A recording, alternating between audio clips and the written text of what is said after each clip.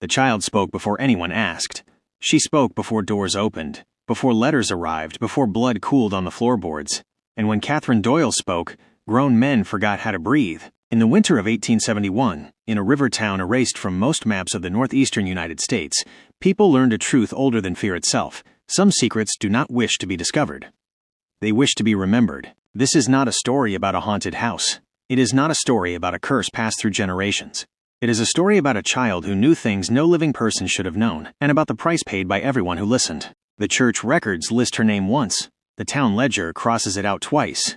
And the grave that should belong to Catherine Doyle has never been found. What follows was reconstructed from testimonies, confiscated journals, and a single audio transcript dictated decades later by a man who begged that his name never be spoken aloud again. Once you hear what Catherine said, you will understand why. The Doyle house stood at the edge of Blackwater Creek, where the river slowed and the fog refused to lift even at noon. It had been built before the Civil War by hands that never signed their names, and by 1871 its walls had learned how to listen. Catherine Doyle was 7 years old when the town first noticed her. Not because she screamed, not because she wandered at night, but because she answered questions that were never asked. The schoolmaster, Mr. Elwood Harris, was the first to write it down. In his attendance book, beside Catherine's name, he scratched a note so hard it tore the paper. The child speaks ahead of thought. That morning, he had been reading silently at his desk when Catherine lifted her head and said, calmly, without emotion, "Your brother drowned face down, not face up like you tell them." The room went silent. Mr. Harris's brother had drowned 6 years earlier. Only 2 men knew the truth of how the body had been found. One of them was buried. The other was standing at the blackboard, his chalk slipping from his fingers. When he demanded to know who told her, Catherine blinked slowly. "No one," she said. "He told me himself. He was very cold." The school closed early that day. Within a week, Catherine was no longer allowed to attend. Her mother, Margaret Doyle, was a widowed seamstress with hands permanently stained by ink and thread. She insisted her daughter was imaginative, sensitive, gifted. But neighbors began to notice that Catherine never played with other children. She stood near doorways, listening, watching, and sometimes smiling at nothing. The second incident occurred during Sunday service. Reverend Thomas Bell was delivering a sermon on repentance when Catherine, seated in the third pew, tugged her mother's sleeve. "Tell him to stop lying," she whispered, not softly. The Reverend faltered, cleared his throat, and continued. Catherine stood up. "You buried her behind the shed," she said, her small voice carrying through the church. "But she's not asleep. She keeps asking why you won't tell." The Reverend collapsed before he hit the pulpit. By nightfall, the story had spread through Blackwater like rot through wood. The town split itself in two, those who believed the child was touched by God, and those who believed she was touched by something else. What no one considered was the third possibility, that Catherine Doyle was not being spoken through. She was listening. Margaret began locking the doors at night. It did not help. Catherine would wake screaming, clawing at her own arms as if something beneath her skin was trying to crawl out. She spoke in her sleep, listing names, men, women, children, some long dead, others still alive and suddenly very afraid. Once, Margaret shook her awake after hearing her whisper near dawn. "What do they want?" Margaret begged. Catherine sat up, eyes wide and unfocused. "They want you to remember," she said. "And they want me to make you." The first death followed soon after. A butcher named Samuel Crowley was found hanging in his shop, feet inches from the floor, eyes frozen open. On the wall behind him, carved deep into the wood, were 3 words. She told me. No one asked who she was. They already knew. The town council met in secret. Windows were covered. Lamps were turned low.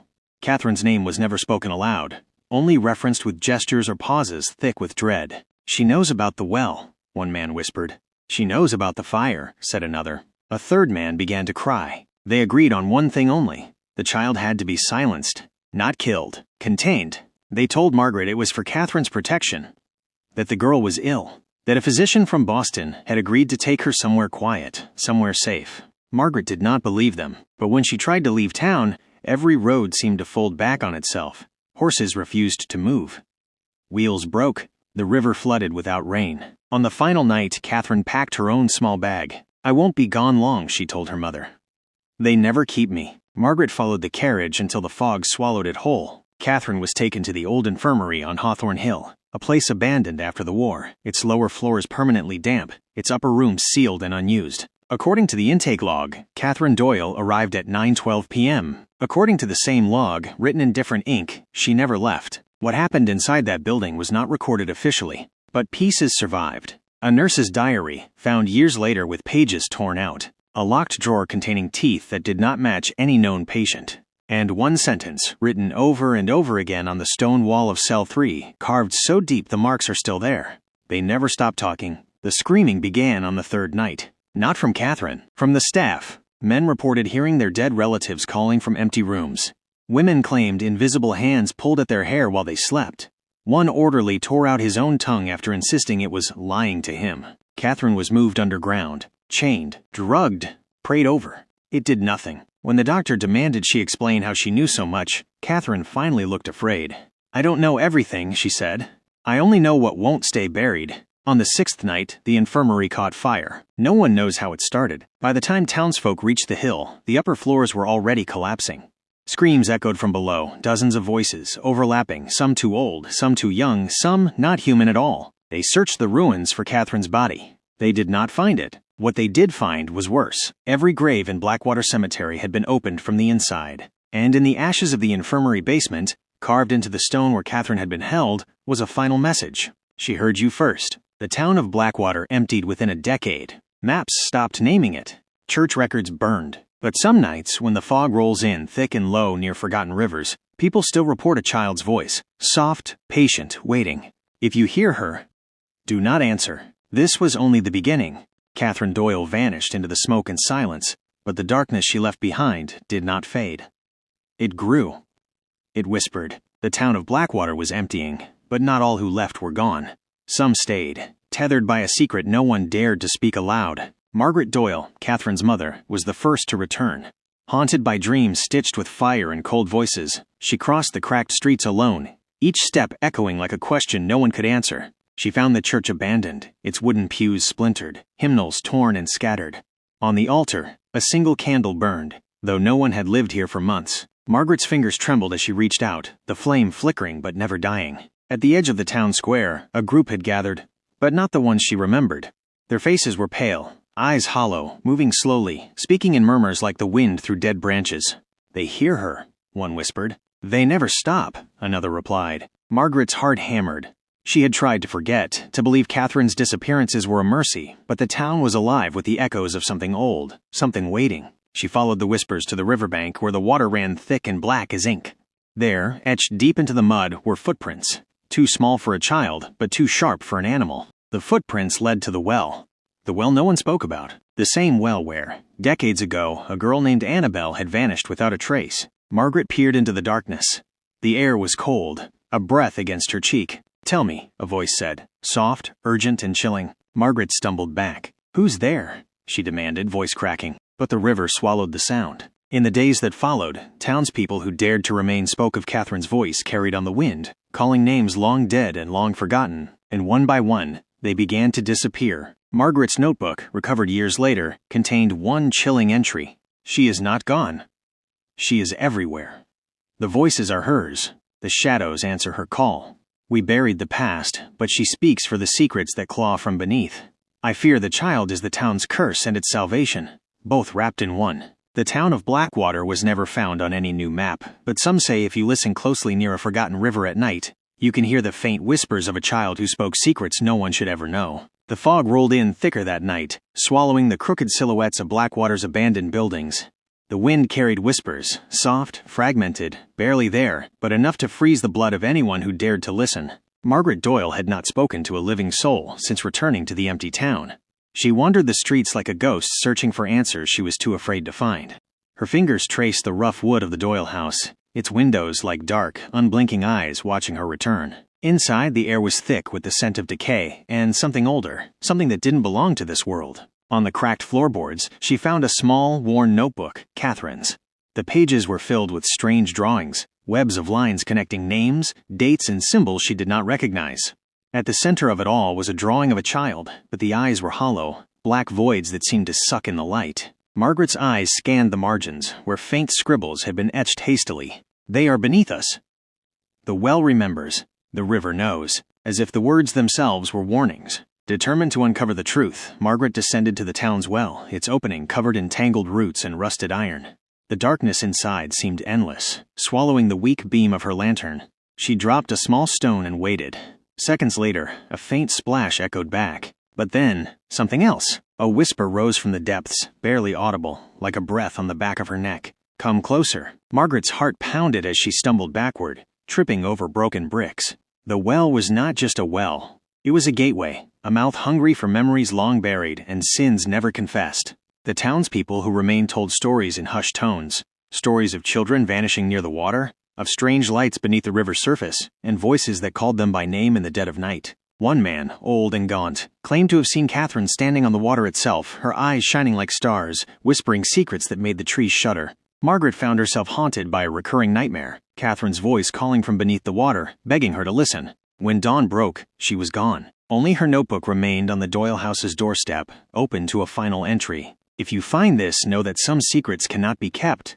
They will claw their way back into the light, no matter how deep they are buried." Catherine did not vanish. She became the voice for those who have no one left to speak for them. And as the sun set on Blackwater, the whispers began again, louder this time, calling out through the fog. "She waits." The chill in the air was sharper now, cutting through what little warmth remained in Blackwater. Days had passed since Margaret disappeared, and the town's remaining few trembled under the weight of growing dread. Each night brought new whispers, not just heard but felt, like cold fingers trailing down spines, shadows stretching unnaturally long. A stranger arrived, a historian named Elias Thorne, drawn by the rumors that clung to Blackwater like mold. He carried a leather-bound journal filled with old letters and faded photographs.